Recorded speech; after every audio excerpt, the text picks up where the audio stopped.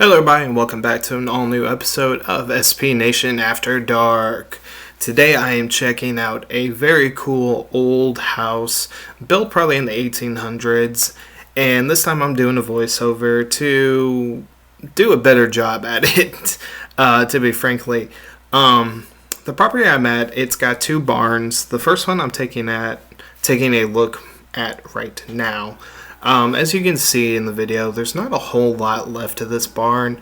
It's leaning, you can see the skeletal structure of the roof. You can actually see this side of the barn has collapsed, just from all the years of it being a barn. I was really surprised to find glass still in the windows. There's a ladder on the ground, and for all you BDSM, 50 Shades of Grey fans, there's still some rope right there. I thought that was so cool to see, things that this farmer or, landowner had put up there and they were still kind of there in their original spot. Granted, time and everything has kind of changed things around for this location, at least outside.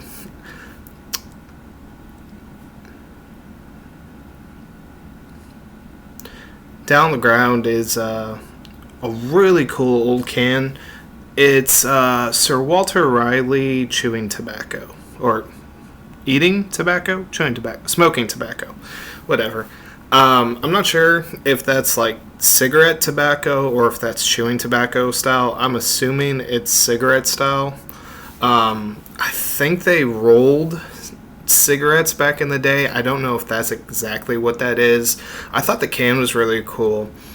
And I've been at this location one time before in the past, and I actually filmed footage of this place before, but I was filming a bunch of other stuff that day, and it was like 105 degrees outside, so I kind of ended up skipping a lot of stuff at this place, and I'm actually really glad I came back with a new camera and on a better day where it's cooler, where I can actually enjoy this place a lot more than what I did beforehand.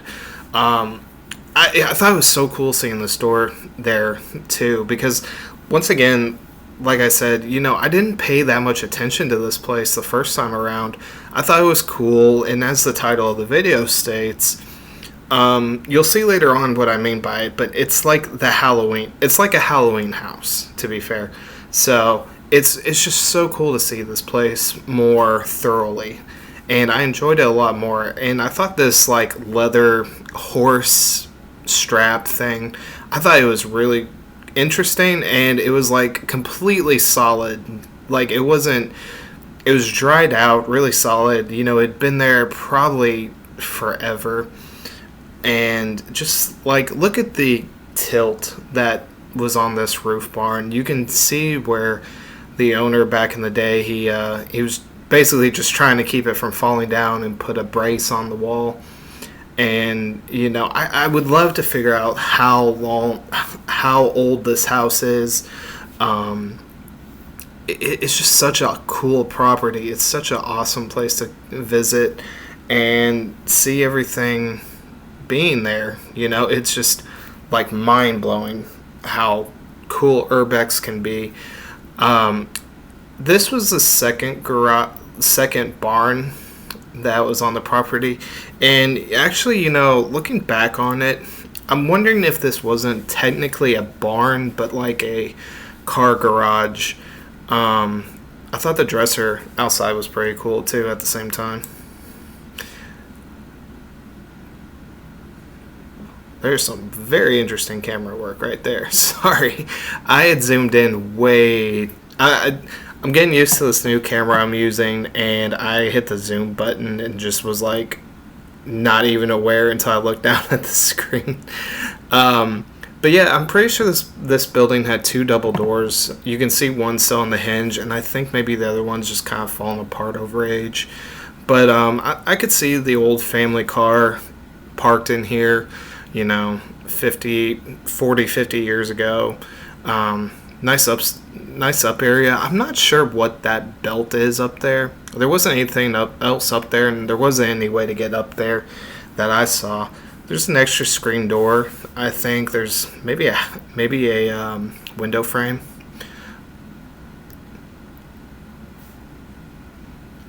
Some more rope on the thing, and found a grill to a Chevy truck. It was a 1989 Chevy Silverado, I believe. Nice little spring mattress right there. So I couldn't even imagine back in the day having to sleep on like a true spring bed. You know, it would have been bouncy. There would have been like, it just seems like it would have been very uncomfortable. Old straw broom. That broom's probably been up there for, man, years upon years. The last time that I think I saw this place actually being up for sale or anything like that was probably 2010-ish, 2009. I do a lot of Google Maps stuff on the location because you can kind of do a timeline of photos, and I think this place was somewhat taken care of a little bit better back in 2010, 2009. Obviously, no one's living in this house. It's just so cool to see this place. Like, it just, you could imagine way back in the 1800s, you know, kind of the end. Oh, there's a turkey feather. I forgot about that. Yeah, this place was just, you could absolutely tell when you were there that deer were nesting there. You could tell turkeys were there. There's a bunch of turkey feathers around the property all over. And there, strangely enough, there's a lot of cactus on this property too. But this place is just, it's charming and it's terrifying all in the same thing. There's a little hatch that goes up to the second floor of the house. And crazy enough, this house does have a second floor that I'll show off later. It's scary as all hell because it's just filled with spiders and bugs up there. But man, everything about this house is just so creepy. It's got this line. In the video, I'm actually pointing out that there's a bunch of deer tracks or some sort of tracks right here. Those little like weird holes. I think it's like where deer have walked through or something has walked through there at some point. Like I said, there's a lot of downed grass where deer were grazing.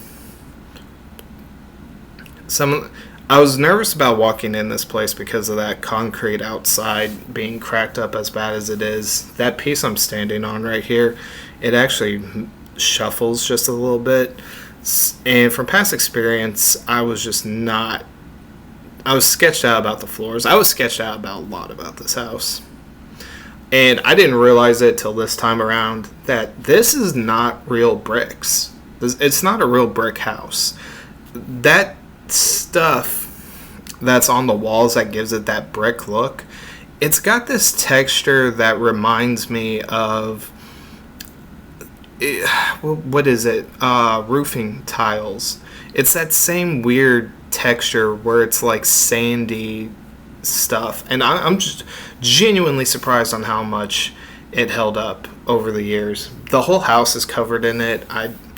It gives it this really cool look. There's myself, partly exposed. That was so creepy seeing that shirt nailed on the door. I don't know why it's there. I don't know if maybe the original owner just, I don't know what that is about, honestly. I don't know if it was like, you can see inside here. We're gonna go inside. Don't worry. It's an open house to go into. And what I mean by that, like the front door's open. There's no trespassing signs. Well, there's part of a no trespassing sign, but it's so old, faded. Like no one has been at this place in years upon years. But yeah, this place is just so cool. There's my stupid ass trying to open up a rusted power conduit to see what's in there. But yeah, like I was saying, like I don't understand the reason for having that shirt nailed to the door. I don't know if it's just to scare somebody or, whatever. There's a random pipe, which I couldn't figure out what that pipe was going to unless it was like a drain ditch or something. Looks like there's some sort of cable hookups up there. But the house is just so creepy. It's got this weird feel to it. It feels like something right out of Red Dead Redemption or Red Dead Redemption 2. But at the same time, it feels like Michael Myers could be just staring at you out the window. And actually, this window right here really creeped me out. Because when I was getting ready to walk past it, I thought I actually saw something in the window that made me stop for a second and look back in. And I think I know what it was, and I'll get to it here when we get back inside, when we actually get inside the house. It may have just been like one of the trees reflecting off the window, or it could be what was inside the actual house that I'll show you. But I was really nervous about stepping around this area, just because, just experience with snakes and stuff like that. It was just so not an area I wanted to get bit and everything like that. And I'm pretty sure this is the front of the house. I'm not totally sure. I think just because of that window up top, I'm pretty sure this is the front door, even though the back door, it looks like it's got more going on. But the front door of this place was completely wide open. It was it's really easy to get inside, obviously, but just because of the way the house kind of faces the road, I didn't really want to go in the front door. So we're back here at the back door where all the buildings are and everything like that. There's literally just that little latch holding that back door closed. You can see some wear from, people touching that door. There's probably like a good 130 years worth of hand touching that door, labor and everything. And this is why I call it Halloween House. I thought it was so cool coming in this place. And just seeing the Halloween decorations, I kind of got freaked out from it because I thought I heard something from behind me. That's why I turned around real quick before coming in. But yeah, this is Halloween House. This is like such a charming, nice little house. They got Halloween decorations all up, and they've got that truck seat that was probably from I don't know, to be honest. There's a dashboard from an older car there.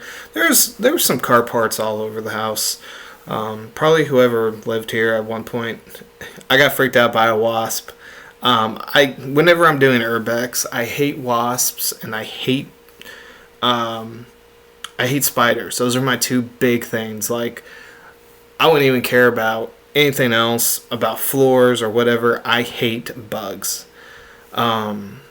Probably the lady who lived here last, she had a couple dresses hanging up in her hat. And if that had been a real spider, I would have been out of there like no tomorrow. And what really surprised me about this place, besides the Halloween decorations, like, I thought these pumpkins were so cool. And that's why I made them the little photo for the video here. I forgot what the thing's called. Like the title photo or whatever. I don't know. I'm not that great at YouTube, obviously. I thought the little pumpkins were just really charming and added this very interesting flavor to everything.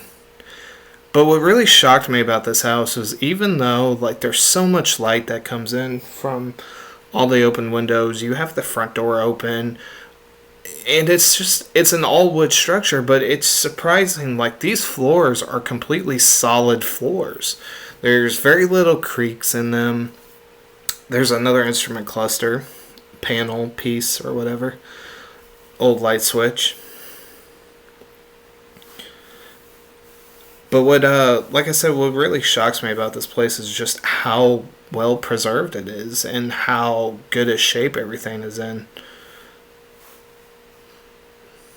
And I thought this dish was actually very nice. It's so just detailed. I know it's just a plate or whatever, but it was just a really nice plate for some reason, you know.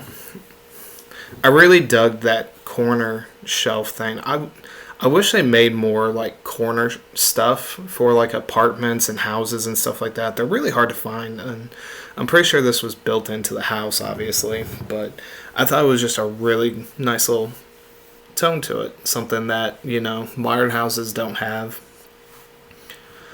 If anyone knows kind of maybe what, you know, decade these pumpkin lights were like made in, if you remember them as a kid, throw down what year you think they're from.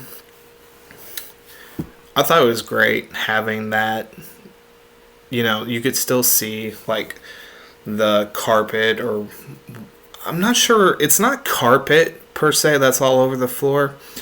It's almost like wallpaper, but it's for your floor. I don't know what the name of it is. I've seen it in old houses. Got a little spooky skeleton. But those floor panels, they're just all in good shape still, except for the ones in this room. This is a room that I saw something in, and I'm wondering if it was this jacket that was on the wall that I just kind of glimpsed at. Like I said, it was just out of the corner of my eye, so it could have been this jacket because it's pretty much right across from that window where I thought I saw something. But, I mean, it could have been some trees from behind. You know, it could have been just a reflection. I don't know. The house was kind of creepy. It creaked and groaned somewhat. I don't know if it's just the house settling or whatever. This was pretty cool, too, because when I looked at it, it looks like there's two moons. A smaller moon and a bigger moon. That's the smaller one. There's the bigger one, obviously. And it looks like there's a couple stars. Like, it looks like Halloween decorations that had been up there for a very long time. And, you know, just the imprint of where they are is still left on the house. And I found this massive wasp. Well, I think it's a massive wasp. It could be just a regular one, but like I said, I hate wasps, and I wasn't trying to go too near anything. I thought it was a really nice touch that they made the door the same color as the house outside. You've got that red inlay and the green one. And then behind the door, you've got a woman's old raincoat, probably. And they definitely had a lock system on this house. They had a chain lock, and then they had the actual big bolt lock. So it's a pretty cool place. The only thing is that fireplace is like your only warmth during winter. I don't think I could do that very well. Some old stuff on the floor here. I think this was like some sort of security system back in the day, or it was either a security or a radio setup, because it had armed, disarmed, and had channels on it. So it was either radio or security. You got some AC spark plug boxes all over. You have a "Have you seen me?" postcard. You have a stack of old magazines. I couldn't really find. This is what I thought was absolutely crazy. They had a crucifix or something on the wall, and it like burned Jesus into the wall. It's so creepy to look at, but it was so mesmerizing almost, because it's like you don't see that type of thing too often. And like I was saying before, there's just car parts like this all over. There's magazines of a lot of stuff, but the problem is with all this stuff, like, You have a key, a hide a key thing or whatever, and then you've got a shock absorber box. Probably something he ordered from that Sears catalog that was on the floor. Got Trail Boss, some shocks. So I assume those went with the Chevy Silverado parts that I found. Got a sweet old 8-track, some fog hat. I'm not a huge fog hat fan, but I thought finding an 8-track here was really cool. I don't know if it works. I don't know if it's, something that can melt inside.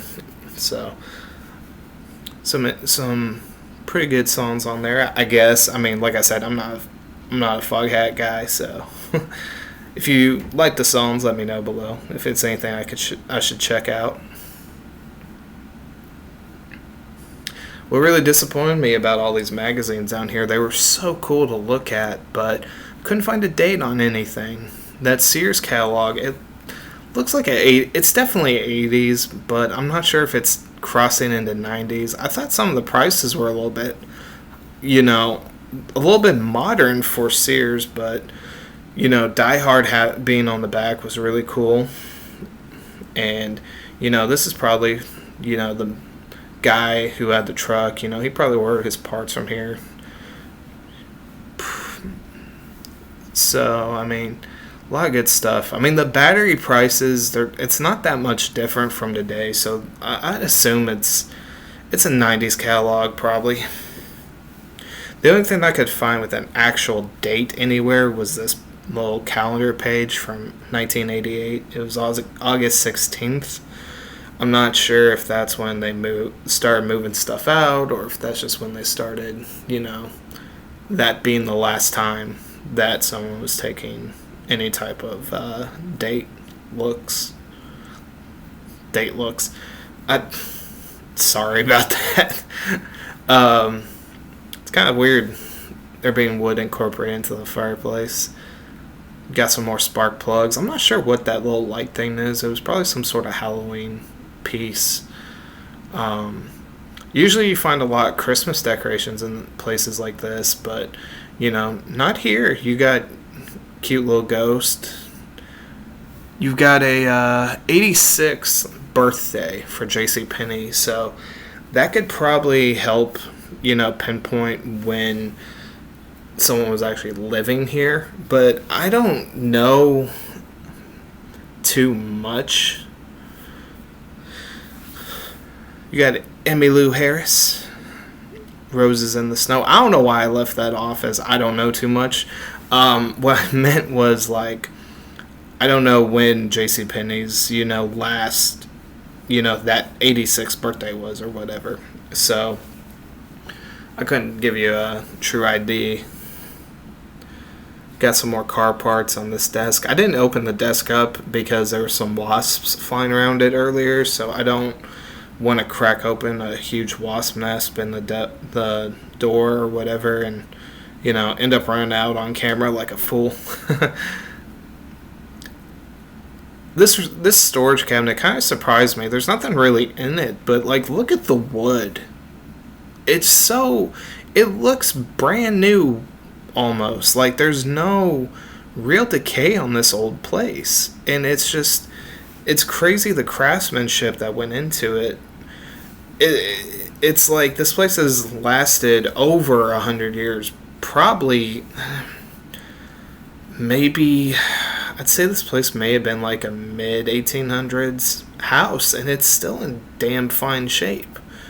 Granted, I mean, there's not hardly any electricity. There's no indoor plumbing. There's no central heat. There's nothing we take for granted today, but, I mean, it's crazy how sturdy this house is. Even these steps were still, like, they didn't creak, they didn't bulge, they didn't bend. Like, they felt strong.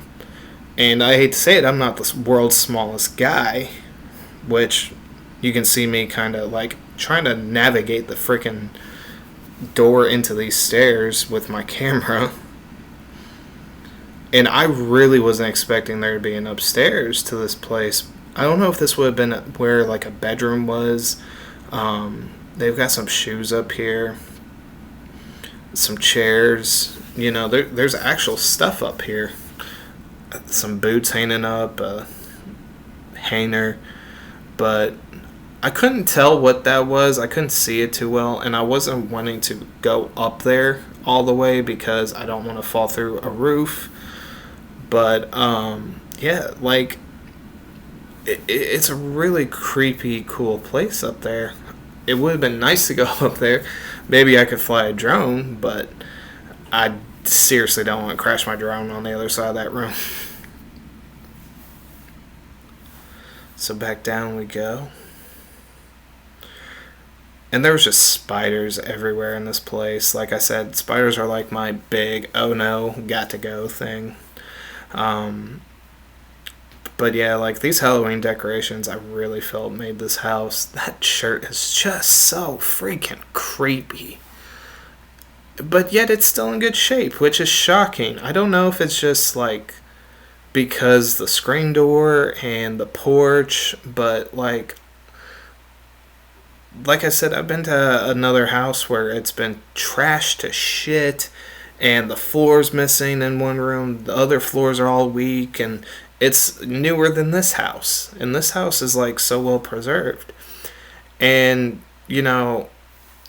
as a responsible urbex, I put everything back the way I, leave it. I don't do any graffiti on any places. Obviously, I don't stick my stupid YouTube stickers everywhere.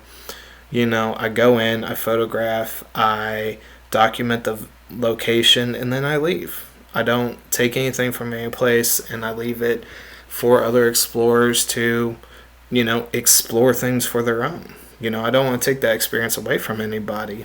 And this house is so charming in such a creepy way. Like I said, it's such a mixture between Michael Myers and Red Dead Redemption that I would love for other people to check this place out. But, not go in and steal stuff and break stuff and ruin the experience for other people like me who they find this place and it's just phenomenal. But that's pretty much going to be it for this episode of SB Nation After Dark. My release schedule's a little funky right now, so I'm not sure when the next episode will be, but I'm going to leave you with this beautiful sky. And that's going to be it for this episode. You guys take care out there.